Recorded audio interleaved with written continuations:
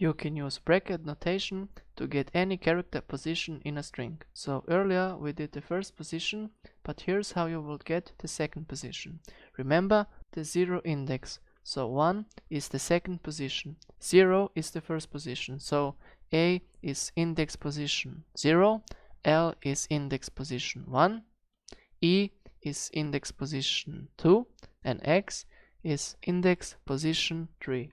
We can also get the third letter, like I said, of the last name here.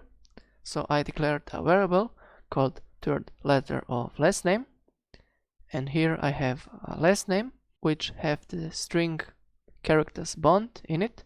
So if we now want to access this, the third character of it, like here above, make here brackets and then say 3 because we want the third index.